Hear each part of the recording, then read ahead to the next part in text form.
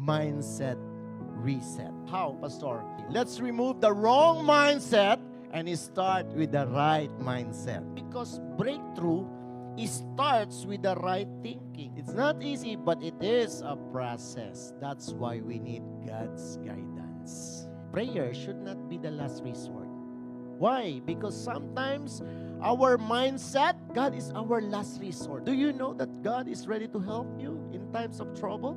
So if God is always the first responder, you will rely on God's power and you will call Him all the time. So you have to pray all the time. Sometimes that hinders to change our mindset because of what we know. But in the context of setting your mind on the things above, trusting God is important. So when you trust God, what you know has no value. It is about how you trust the Lord. When we start to do what is right, that is the key to your breakthrough. If you will change your mindset. Even though you experience lack, you will not be shaken. Why? Because you are going to trust the Lord, that God is in control. No matter what. Even the situation is not favorable, then let God be God in your situation.